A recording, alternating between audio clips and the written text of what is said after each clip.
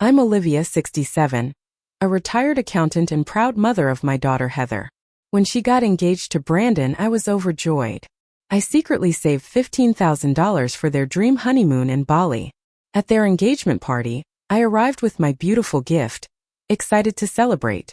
Then I saw my assigned seat, behind a curtain, with the waitstaff. My heart shattered, but I stayed silent.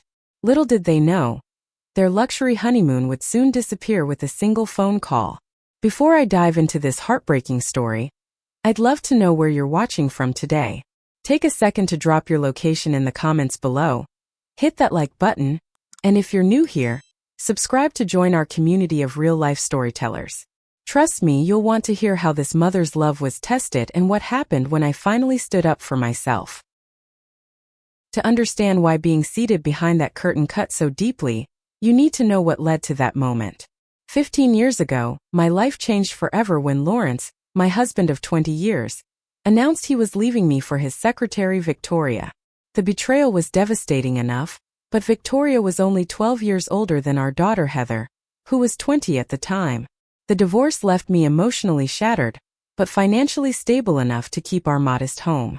While Lawrence moved into a luxury condo with Victoria, I focused on what mattered most to me. Heather. She was in her second year of college, studying business administration with dreams of corporate success. I was determined not to let the divorce derail her education. I took on consulting work in addition to my full-time accounting position, often working 60-hour weeks. Those years were exhausting, but seeing Heather thrive made every sacrifice worthwhile. "Mom, I don't know how you do it all," Heather would say during our Sunday phone calls, the only consistent time I wasn't working. "Dad's being such a jerk about tuition. Thank you for making sure I can stay in school." In those early years after the divorce, Heather and I were closer than ever. She seemed to understand the magnitude of Lawrence's betrayal and kept her distance from Victoria. But slowly things began to change. Lawrence and Victoria had resources I couldn't match. Weekend trips to spa resorts, shopping excursions to New York, a graduation gift of a brand new car. My handmade quilt and home-cooked celebration dinner paled in comparison. By the time Heather landed her first corporate job at 25, I noticed a shift in our relationship. Our Sunday calls became less frequent. When we did speak, she'd drop casual references to advice Victoria gave me, or trips Dad and Victoria invited me on. Each mention was a small paper cut to my heart. I never complained. I told myself it was natural for her to maintain relationships with both parents, regardless of how our marriage ended. I continued supporting her in ways Lawrence and Victoria never would. When she needed a deposit for her first apartment, I emptied my small savings account. When she faced a layoff during company restructuring, I covered 3 months of her expenses while she job hunted. Then 2 years ago, she called with exciting news. "Mom, I've met someone special. His name is Brandon, and I really think he could be the one." Brandon seemed perfect on paper. Handsome, successful in commercial real estate, and attentive to Heather. When I first met him at a casual dinner, he was polite and engaging, asking thoughtful questions about my accounting career. I noticed immediately how his eyes lit up when Heather mentioned her father's connections in the business world. "Lawrence has been amazing," Brandon said during dessert. "He's already introduced me to some key players in the luxury development market." I smiled and nodded, ignoring the familiar pang in my chest. Of course Lawrence would leverage his wealth and connections for Heather's boyfriend. It was the kind of support I could never provide. Brandon's parents, Pamela and Richard, were cut from the same cloth as Lawrence and Victoria. Old money, country club memberships, and vacation homes in multiple states. When Heather announced their engagement after 18 months of dating, I was genuinely happy for her, but worried about my place in this new family dynamic. Still, I was determined to play my part as mother of the bride. I offered to host and finance the engagement party, setting aside $5,000 from my retirement fund. Heather initially accepted with enthusiasm, but within weeks, Victoria had inserted herself into the planning. "Victoria knows this amazing event planner," Heather explained during one of our increasingly rare lunch dates. "And she thinks the country club would be a more appropriate venue than the community center you suggested." I swallowed my pride. "Whatever makes your day special, honey." What Heather didn't know was that I had been planning an extra special gift. For months, I had been putting aside money from my pension checks, skipping my usual small indulgences and even cutting back on heating during the winter. I'd managed to save $15,000 for a honeymoon package that included first-class flights to Bali, a private villa with a personal chef, and exclusive excursions around the island. Working with Nancy, my travel agent friend who had given me a generous discount, I had created what I believed would be the perfect wedding gift. I imagined Heather's face when she opened the beautifully wrapped box containing the itinerary and vouchers. I pictured her tears of joy, perhaps a rare moment of recognition for all I had sacrificed to give her this experience. As the engagement party approached, Victoria gradually took over more of the planning. My phone calls about menu options went unreturned. My emails about decoration ideas received brief, dismissive responses. Eventually, I stopped trying to contribute ideas and simply asked how much I should transfer to cover the increasing costs. The original $5,000 budget had nearly doubled, stretching my finances to the breaking point, but I never complained. It's going to be the perfect engagement celebration, I told myself as I prepared for the party. And my honeymoon surprise will be the highlight of the evening. I had no idea that the evening would indeed become memorable, but for entirely different reasons than I had hoped. The morning of the engagement party arrived with perfect spring weather. Sunshine streamed through my bedroom window as I carefully laid out the outfit I'd purchased especially for the occasion. The pale blue dress with matching jacket had cost nearly a month's grocery budget, but I wanted to look my best for the photographs. After all, this was my only daughter's engagement celebration. I spent extra time on my hair and makeup, trying to minimize the signs of age that had crept onto my face in recent years. The stress of working multiple jobs and the emotional toll of losing my place in Heather's life had added lines that no department store cream could erase. On my dining room table sat the beautiful box containing the honeymoon documents. I'd stayed up late the night before, wrapping it in silver paper with a handmade bow. The card expressed my love for Heather and Brandon, and my wishes for their happiness. I had practiced what I would say when presenting it, imagining the applause from guests and, most importantly, the look of appreciation on Heather's face. I arrived at the country club 2 hours early as requested, to help with final arrangements. The venue was undeniably beautiful, with floor-to-ceiling windows overlooking manicured gardens and a fountain. Florists were arranging elaborate centerpieces while catering staff prepared serving stations. "Mrs. Miller, you're early," Victoria said, her tone suggesting this was an inconvenience rather than the arrangement we'd agreed upon. At 50, Victoria maintained the sleek figure and polished appearance that had first attracted Lawrence. Her designer dress probably cost more than my entire wardrobe. "I thought I could help with final preparations," I replied, clutching my purse with the precious gift inside. Victoria's smile didn't reach her eyes. "Everything's under control. The professionals have it handled." She emphasized professionals, in a way that clearly excluded me. I noticed Pamela, Brandon's mother, directing staff about glass placement. She looked up, saw me, but quickly returned to her task without acknowledgement. I'd met her twice before at dinners where she'd spoken primarily to Lawrence while barely registering my presence. Over the next hour I tried to find ways to contribute but was repeatedly sidelined. I overheard fragments of conversation as I moved around the perimeter of the room. "She's always been a bit difficult," Victoria whispered to Pamela when they thought I was out of earshot. "Lawrence says she never quite fit in with their social circle. Brandon says Heather had a rather middle-class upbringing until Lawrence stepped in," Pamela replied.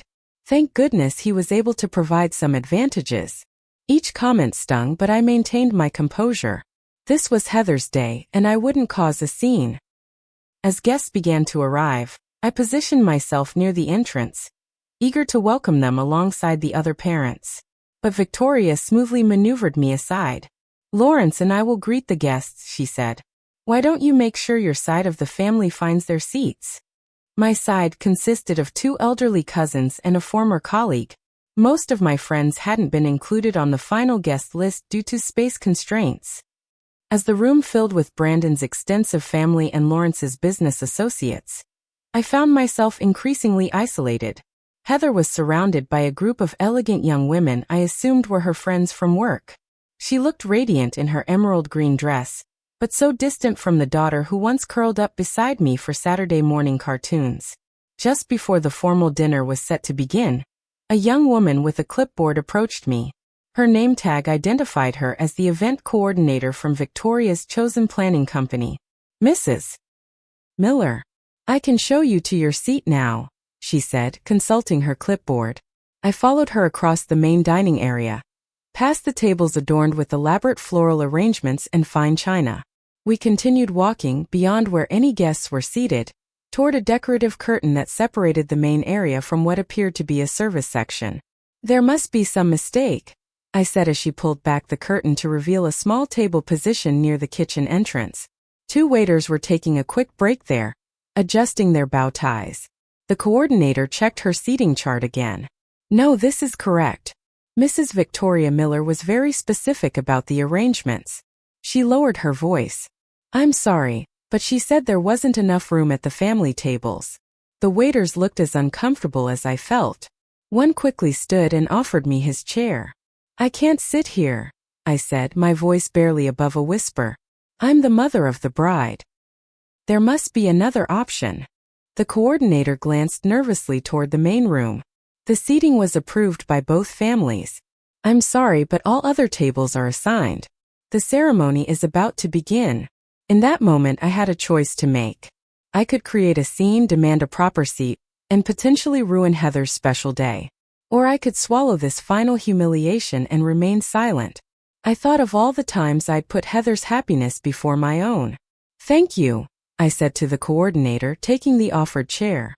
This will be fine. As she turned to leave, I reached into my purse and removed the silver-wrapped package. It suddenly seemed foolish, this generous gift for people who couldn't even provide me a seat at my own daughter's engagement party. Actually, I called to her, I think I'll hold on to this for now. The waiters, Meredith and Carlos according to their name tags, tried to make me comfortable, offering water and apologizing for the arrangement. They were kinder than my own family had been. From my position behind the curtain, I could hear the festivities but could only see glimpses when servers passed through. I heard the clinking of glasses, the murmur of conversation, and occasionally Heather's laughter. I sat there, alone but for the rotating staff taking short breaks, feeling invisible at an event I had largely financed. The waitstaff area behind the curtain had one unexpected advantage. From this vantage point, I could hear conversations from nearby tables without being seen. As servers moved back and forth, snippets of unguarded discussion drifted my way, revelations that would have remained hidden had I been seated properly among the guests. Victoria has done such a marvelous job with this party, I heard Lawrence say to someone at what must have been the main family table. She's really taken Heather under her wing these past few years. Olivia seems nice enough, Pamela's voice replied. But Brandon says Heather needed guidance on proper social etiquette. Apparently, her mother never moved in the right circles. Where is Olivia anyway? An unfamiliar male voice asked. I haven't seen her since the guests arrived. A moment of awkward silence followed before Victoria responded with practiced smoothness. She's around somewhere. Probably chatting with the few guests she knows. I pressed my napkin against my lips to prevent any sound from escaping. Each casual dismissal of my existence, my contributions, my place in Heather's life was a fresh wound. I had worked overtime for years to ensure Heather could remain in her prestigious university, while Lawrence enjoyed weekend getaways with his new wife.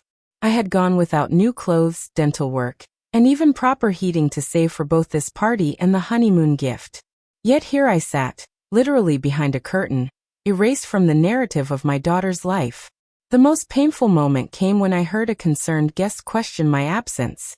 Shouldn't Heather's mother be at the main table? The woman asked. I leaned forward slightly, heart pounding, wondering how Heather would respond. Would she look around, suddenly realizing I was missing? Would she demand to know why I wasn't seated properly? Mom's fine where she is, Heather replied with a slight edge to her voice. She gets anxious in large groups. We thought she'd be more comfortable with a quieter arrangement. The blatant lie struck me like a physical blow. I had never expressed anxiety about social gatherings. In fact, before the divorce, I had often hosted Lawrence's business associates for dinner parties, managing the cooking and conversation with practiced ease. This fabrication could only have come from Victoria, painting me as socially incompetent to justify my exclusion. When the time came for toasts, I shifted my chair to peek through a gap in the curtain. Lawrence stood first, champagne glass raised. "To my beautiful daughter and her exceptional choice in a partner," he began. "Heather, watching you grow into the sophisticated, successful woman you are today has been my greatest joy. Brandon, you're gaining not just a wife but entrance into a family that values excellence and connection." He continued for several minutes, never once acknowledging my role in raising Heather, the sacrifices I had made, or the foundation I had provided that allowed her to become the person she was today. When he finished, Heather wiped tears from her eyes and embraced him warmly. When it was Heather's turn to speak, I held my breath, hoping for some acknowledgement. "I want to thank my father and Victoria for always being there for me, for showing me what success looks like, and for welcoming Brandon into our family with such enthusiasm," she said. "And to Brandon's parents, thank you for raising such an amazing man and for embracing me as a daughter." That was it. No mention of her mother. No recognition of the woman who had held her through childhood fevers, who had worked double shifts to pay for dance lessons, who had supported her financially and emotionally through every crisis and celebration. In Heather's revised history, I had apparently played no significant role. Brandon's father's toast was perhaps the most revealing. "To our expanding family," he said. "We couldn't be more pleased with the connection between our family and Lawrence and Victoria's. This union represents everything we value. To Heather and Brandon." The phrasing was clear. In their minds, Heather belonged to Lawrence and Victoria. I was not part of this expanding family. I was an awkward footnote best hidden away behind decorative fabric. As I sat processing these painful truths, Meredith, the older waitress who had been kind to me earlier, took her break at my table. "You doing okay, honey?" she asked, her lined face reflecting genuine concern. "I'm the mother of the bride," I confessed quietly. "Or I'm supposed to be." Understanding dawned in her eyes. "I thought you might be family. You look too dressed up to be staff." She shook her head. "My son did something similar at his wedding last year. His wife's family had money, and suddenly I wasn't good enough to be in the front row." "How did you handle it?" I asked. "Not well," she admitted. "I caused a scene, and it only made things worse. But I learned something important that day. People who would hide you away aren't worth your tears. My relationship with my son is different now. Not gone, but different. I respect myself too much to pretend it didn't happen." Her words resonated deeply. Throughout the evening, memories flooded back of the countless sacrifices I had made for Heather. The night I had stayed up until dawn making her costume for the school play, because she had mentioned it last minute. The time I had taken a cash advance on my credit card to pay for her study abroad application, when Lawrence refused. The weekends I had driven 4 hours each way to visit her at college when she was feeling homesick. In return, I had been placed literally behind the scenes of her life, an embarrassing complication to be managed and minimized. When the dessert course was being served, I quietly gathered my purse and the silver-wrapped honeymoon gift. Without saying goodbye to anyone, I slipped out through the kitchen exit. No one noticed my departure. No one called or texted to ask where I had gone. I took one last look through the window at Heather, laughing as Victoria whispered something in her ear, before walking to my car alone. The drive home was a blur of streetlights and tears. For the first time, I allowed myself to fully acknowledge what I had been denying for years. My relationship with my daughter had fundamentally changed, and no amount of financial sacrifice or silent acceptance would restore what we had lost. The question now was what I would do with this painful clarity. The house was dark and silent when I arrived home. I flipped on the entryway light, illuminating the modest living room where Heather had opened Christmas presents, celebrated birthdays, and more recently, shared the news of her engagement. Now those happy memories seemed to belong to a different life altogether. I carefully hung up the pale blue dress I'd so carefully selected for the party, noting with irony that hardly anyone had even seen it. The beautiful wrapping on the honeymoon gift caught the light from my bedside lamp, the silver paper now slightly crumpled from being carried in and out of the party. I placed it on my dresser, uncertain what to do with it now. Just as I changed into my nightgown, the phone rang. It was Margaret, my closest friend since college and one of the few people who truly understood my complicated relationship with Heather. "How was the big party?" she asked. "I want to hear everything." The simple question broke the dam. Words poured out as I described the humiliation of being seated with the waitstaff, overhearing the dismissive comments, and witnessing Heather's failure to acknowledge me in any meaningful way. "They did what?"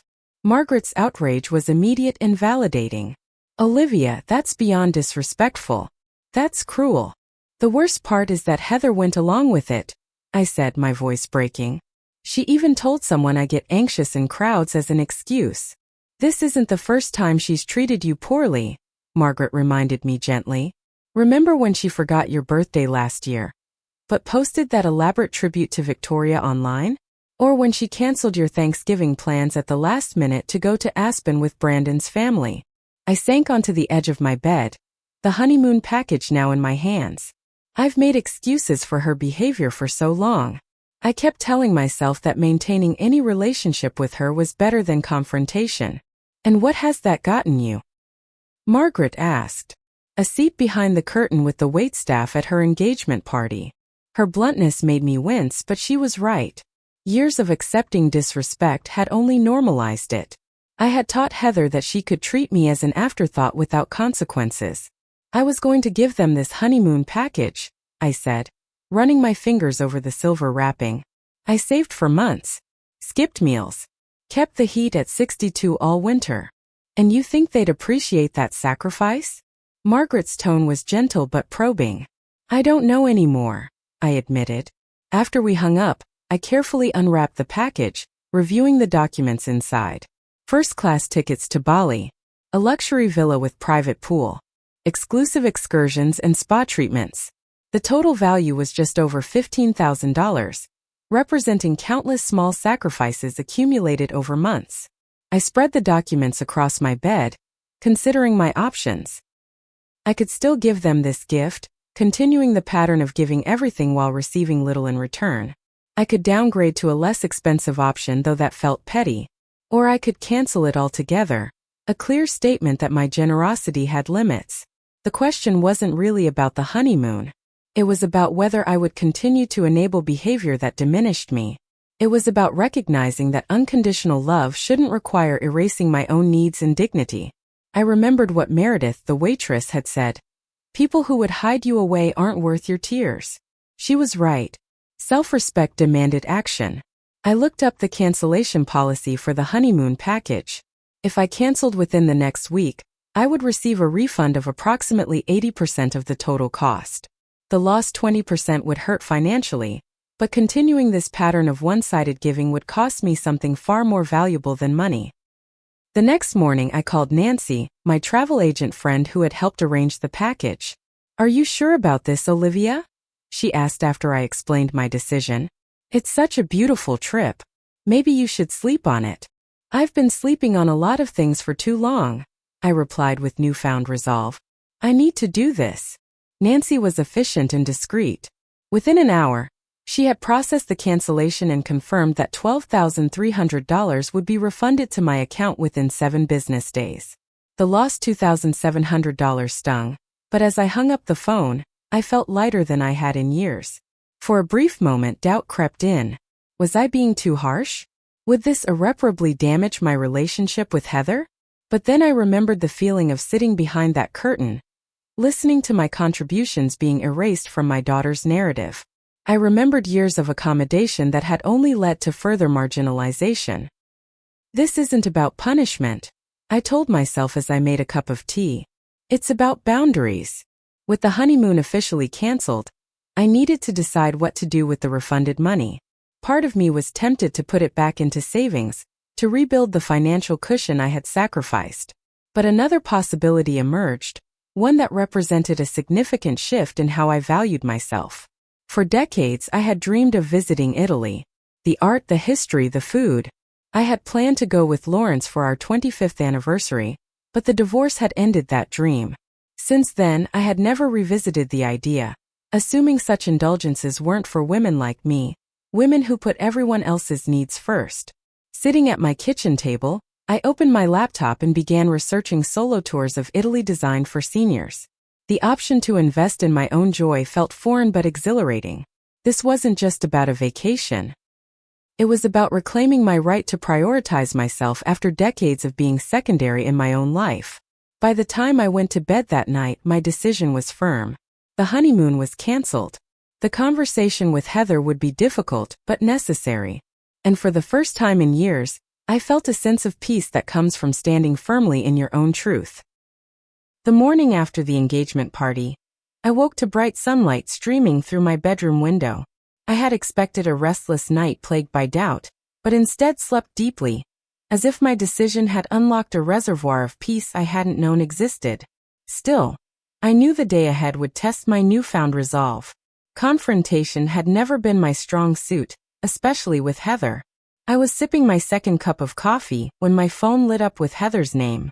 I took a deep breath and answered. "Hi, Mom," she said, her voice casual and bright. "Just wanted to thank you for coming yesterday. The party was perfect, wasn't it?" No mention of my early departure. No acknowledgement of my seating assignment. No recognition that anything had been amiss. In her version of events, everything had been perfect. "How are you feeling this morning?" I asked instead of immediately responding to her question. "Great. A little tired from all the excitement. Brandon and I are meeting his parents for brunch to talk about wedding venues. Victoria has some amazing connections at the top places in the city." I closed my eyes, gathering strength for what needed to be said. "Heather, we need to talk about what happened yesterday." "What do you mean?" Her tone shifted slightly, a defensive edge creeping in. "I mean being seated behind a curtain with the waitstaff at my only daughter's engagement party." A pause. "Oh, that. Mom, it wasn't personal. We just had limited space at the main tables, and Victoria thought that arrangement would work better with the floor plan." It was humiliating, Heather. I could hear the party but couldn't participate. I couldn't even see you properly except when I peeked through the curtain. Another longer pause. "You're being too sensitive. It wasn't that big a deal. The important thing is that the party was beautiful, and everyone had a great time." "Everyone except your mother," I said quietly. "I heard things, Heather. I heard you tell someone I get anxious in crowds to explain my absence. That's not true, and you know it." "Look, Mom." Heather's voice had that patronizing quality she sometimes adopted, as if explaining something to a child. "It was easier than getting into the complicated seating chart issues. Can we not make this a whole drama? The party's over, it went well, and now we need to focus on wedding planning." "I had something special planned," I continued, ignoring her attempt to change the subject. "I was going to surprise you and Brandon with a honeymoon package to Bali. First-class flights, private villa, the works. I'd been saving for months to afford it." "Really?" Heather's tone immediately brightened, self-interest overriding her annoyance. "Mom, that's amazing. When were you going to tell us?" I was going to present it at the party, but after being treated like an unwelcome service provider rather than the mother of the bride, I decided to reconsider. "What does that mean?" The brightness vanished from her voice. "It means I canceled the honeymoon this morning." Silence. "Then, you did what?" "I canceled it," I repeated calmly. I realize that I've been enabling a pattern of disrespect by continuing to give while receiving very little consideration in return. "I can't believe this." Heather's voice rose sharply. "You're punishing me because you're jealous of Victoria? This is so petty and childish." "This isn't about Victoria," I said, though we both knew she played a significant role. "This is about you allowing me to be sidelined and diminished. It's about you failing to acknowledge my place in your life, or the sacrifices I've made for you." "What sacrifices?" Heather shot back. "Dad paid for college. Dad helped with the down payment on my condo. Dad introduced Brandon to the connections that got him his current position." Each statement cut deeply. Had she truly forgotten all I had done? The double shifts, the loan co-signing, the countless times I had stepped in when Lawrence's promises fell through? "I see," I said, my voice steady despite the pain. "Well, regardless of who did what, the honeymoon package has been canceled. You and Brandon will need to make your own arrangements." I heard muffled conversation on her end, then Brandon's voice came on the line. "Olivia, he began, using my first name as he always did. "I think there's been a misunderstanding. We value everything you've done for Heather and for us as a couple. This honeymoon sounds incredible. Surely we can work through whatever happened at the party." His diplomatic tone might have worked before, but not today. "Brandon, you seem like a nice young man, but you were there yesterday. You saw where I was seated. Did you question that arrangement? Did you wonder why Heather's mother wasn't at the family table?" He hesitated. "I assumed it was what everyone had agreed to." "Well, I wasn't consulted. And that's the problem. I've decided I won't be financially supporting a celebration where I'm treated as an embarrassing obligation rather than an honored parent. This is ridiculous." Heather was back on the line, anger now fully replacing her initial shock. "You're ruining everything because your feelings got hurt? Real mature, Mom." "I'm sorry you see it that way," I replied. "I've spent decades putting your happiness first, often at the expense of my own well-being. Yesterday made it clear that approach has reached its limit." Before she could respond, another call beeped through. "Lawrence." Of course Heather would immediately call her father. I declined his call, but within seconds my phone was ringing again. Over the next hour, I received a barrage of calls and texts. Lawrence left a scathing voicemail accusing me of creating drama and punishing Heather for your own insecurities. Victoria texted that I was clearly jealous of her relationship with Heather and suggested I seek therapy. Even Richard, Brandon's father, called to express his disappointment in my unprofessional behavior. The most painful message came from Pamela. "Heather deserves a mother who can rise above petty grievances. If you can't put her happiness first, perhaps you should step back from the wedding planning entirely." Each communication confirmed what yesterday had revealed. In their narrative, I was the problem. My feelings were invalid, my boundaries were selfish, and my only acceptable role was silent financier and background figure. By mid-afternoon, I had stopped answering calls. Instead, I composed a brief email to Heather. "I love you deeply and always will. That love is why I can no longer participate in a dynamic that diminishes my worth and dignity. I am not canceling the honeymoon to punish you, but to establish that my support, both emotional and financial, requires basic respect in return. When you're ready to discuss this honestly without deflection or insults, I'll be here. Until then, I need some space to heal from yesterday's experience. Love, Mom." I blocked incoming calls for the remainder of the day, giving myself permission to process without further attacks. Within hours, Heather had sent an email of her own. "I can't believe you're making my wedding about you. Victoria was right about you all along. You've always been jealous of my relationship with her and Dad. Canceling our honeymoon is cruel and selfish. If you can't be happy for me and support my choices, maybe you shouldn't come to the wedding at all. You're ruining what should be the happiest time of my life." Her words stung, but they also clarified something important. This wasn't just about one seating arrangement or one honeymoon. This was about years of gradually ceding my place in Heather's life, of accepting less than I deserved out of fear of losing her completely. The painful irony was that in trying to keep her by accepting any treatment, I had lost something essential in our relationship anyway. I closed my laptop without responding.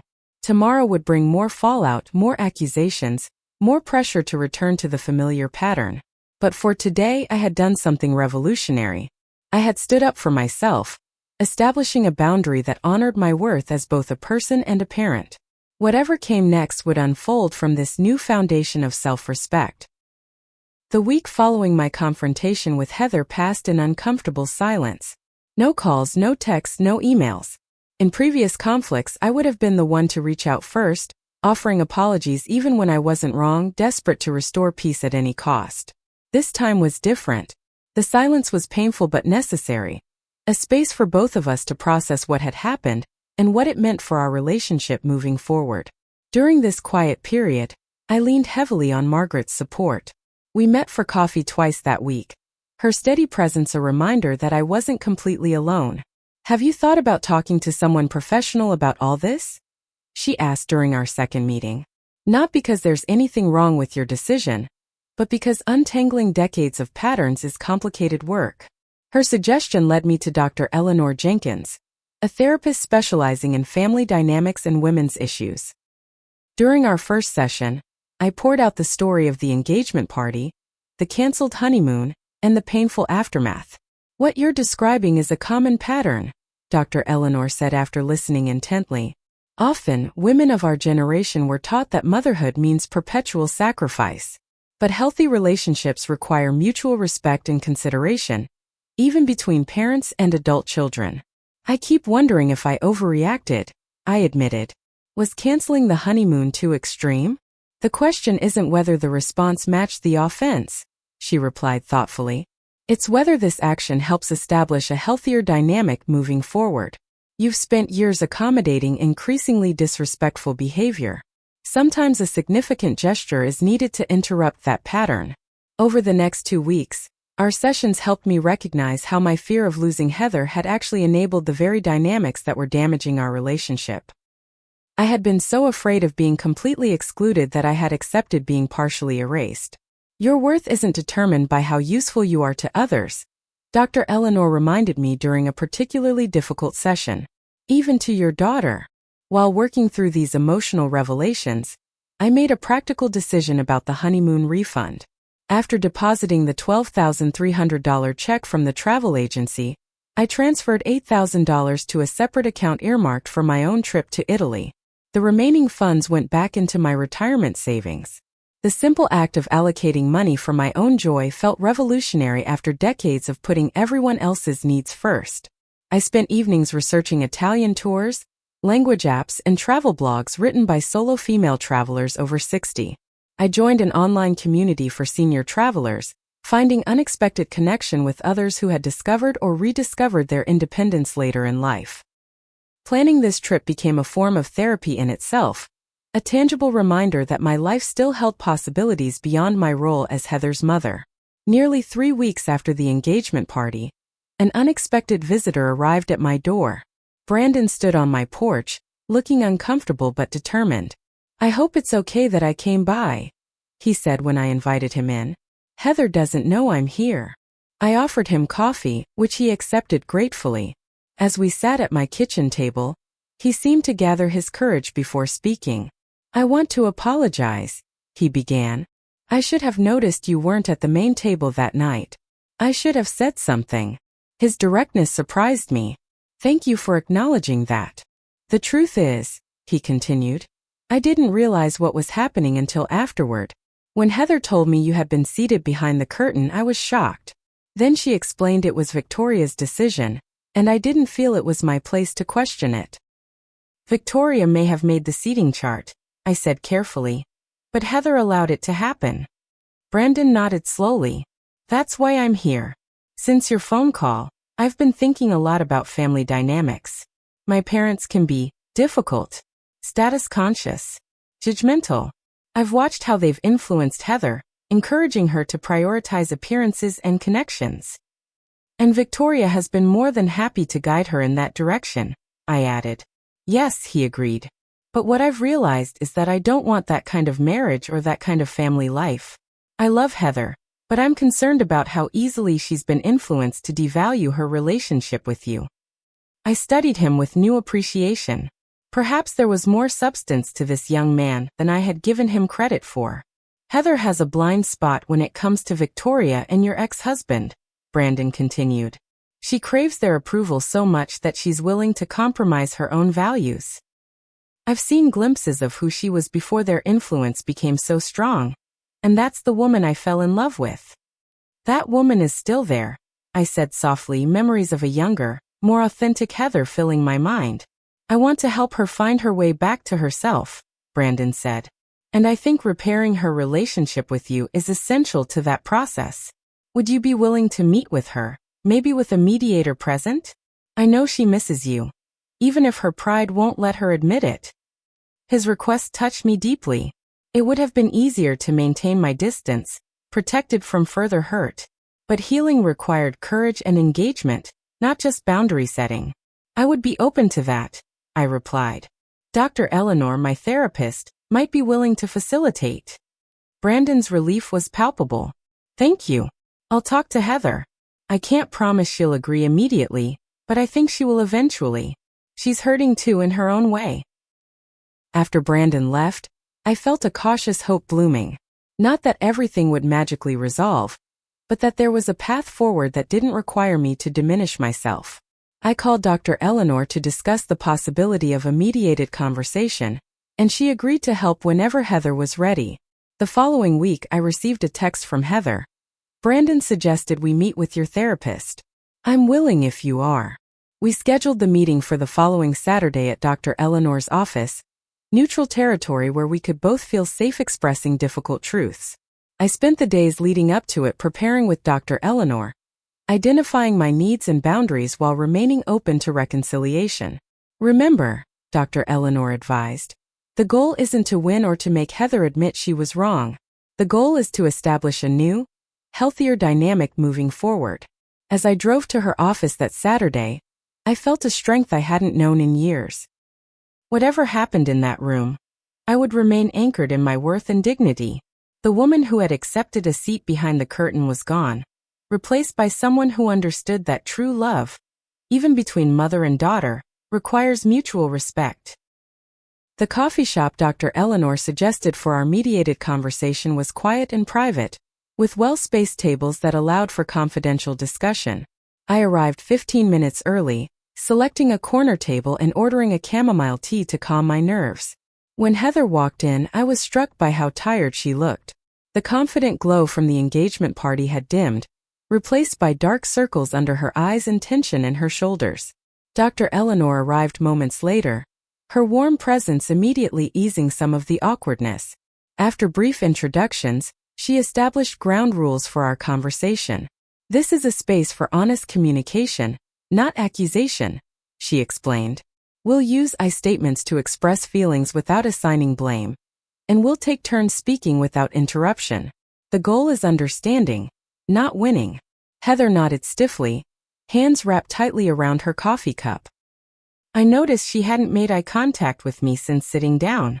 Olivia, would you like to begin by sharing your experience of the engagement party? Dr. Eleanor prompted. I took a deep breath and focused on expressing my feelings without accusation, just as we had practiced. I was deeply hurt by being seated behind the curtain. I felt invisible and unimportant, as if my role in your life was something to be hidden away. When I heard you explain to guests that I get anxious in crowds, which isn't true, I felt misrepresented and diminished. Heather's gaze remained fixed on her coffee, but I could see her knuckles whitening around the cup. I've spent years supporting you in every way I could, I continued, working extra jobs to help with college when your father's support fell short, being there for every disappointment and celebration.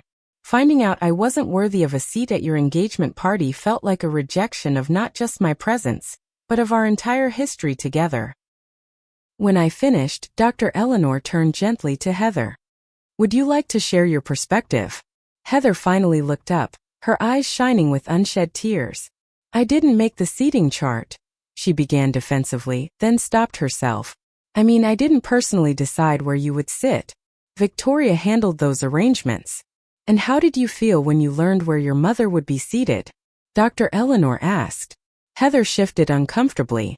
I thought it seemed odd, but Victoria explained there wasn't enough room at the family tables, and I didn't want to create conflict by questioning her decisions. So you chose Victoria's comfort over your mother's dignity, Dr. Eleanor observed neutrally. The blunt assessment hung in the air. Heather opened her mouth as if to argue, then closed it again. Can you help me understand why that choice felt right to you? Dr. Eleanor continued. After a long pause, Heather spoke so quietly I had to lean forward to hear. Victoria and Dad have expectations. When I meet them, they're generous and supportive. When I don't, they can be difficult. It's easier to go along with what they want, even at the expense of your relationship with your mother? Dr. Eleanor asked. Heather's tears finally spilled over. I didn't think about it that way. I just wanted everyone to get along. I wanted a beautiful party without drama. I thought Mom would understand like she always does. Always understanding has led us here, I said gently. When I continuously accept being treated as less important, it sends a message that it's acceptable to treat me that way. Over the next hour, with Dr. Eleanor's skilled guidance, we began untangling years of complicated dynamics. Heather gradually acknowledged how Victoria had subtly influenced her perception of me, emphasizing my modest circumstances while minimizing my contributions. She admitted feeling torn between her desire for Victoria and Lawrence's approval and her genuine love for me. I think I've been trying to belong in their world so much that I lost sight of who I really am, she confessed. Brandon pointed that out recently. He said he misses the person I was before I started trying so hard to impress everyone. That person is still there, I said, echoing what I had told Brandon weeks earlier. She's the daughter I've always loved, regardless of whether she has the right connections or attends the right events. By the time we ordered a second round of drinks, something had shifted between us. The defensive posture Heather had arrived with had softened. She looked more like the young woman who used to curl up on my couch during college breaks, sharing her real dreams and fears. About the honeymoon, she said hesitantly. I understand why you canceled it. I was angry at first, but Brandon helped me see that it was about more than just a trip. It was about boundaries, I confirmed. About recognizing that my support, both emotional and financial, should come with basic respect. We've made our own arrangements, she assured me. Nothing as fancy as what you had planned, but it's something we can afford ourselves. I'm glad, I said sincerely. It's important for you to build your life together on your own terms. As our session neared its end, we discussed practical steps for moving forward. Heather agreed to reconsider my role in the upcoming wedding, ensuring I would be properly acknowledged and included. We established guidelines for future family gatherings, with Heather taking responsibility for standing up to Victoria when necessary. I can't promise it will be perfect right away, Heather admitted.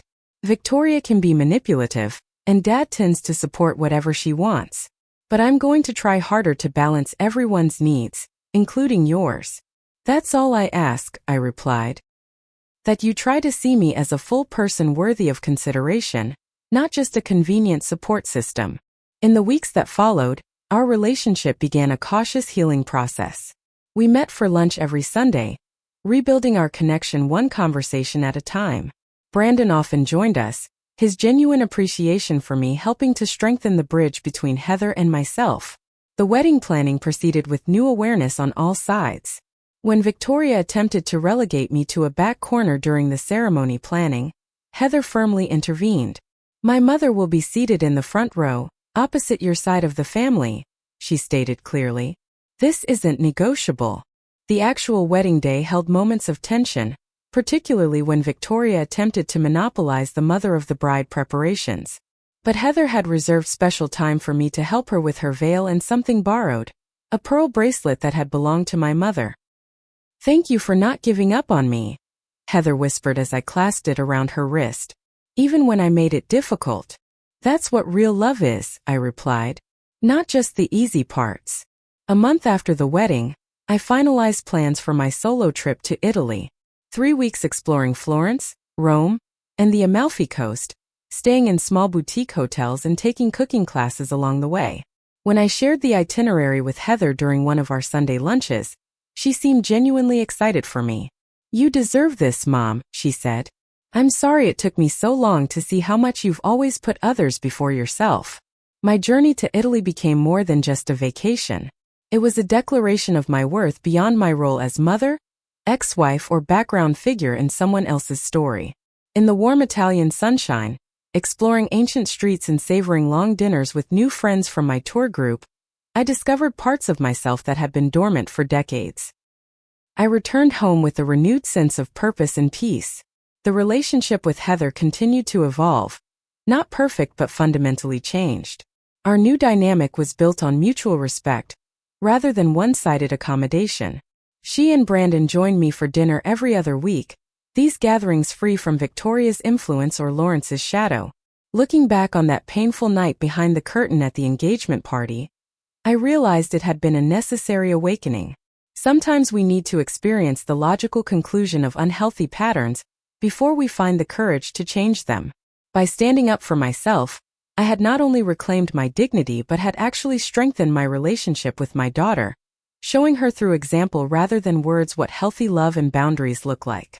The honeymoon I canceled became, ironically, the beginning of a sweeter, more authentic connection than money could ever buy. What would you have done in my situation? Would you have stayed silent behind that curtain or spoken up immediately? I'd love to hear your thoughts in the comments below. If you've ever had to set difficult boundaries with family members, share your experience. Remember to like this video if my story resonated with you, subscribe to hear more real-life stories of growth and transformation, and share with someone who might need encouragement to stand up for themselves. Thank you for listening to my journey from invisibility to self-respect. Remember, it's never too late to teach others how to treat you with dignity. Until next time, take care of yourselves and each other.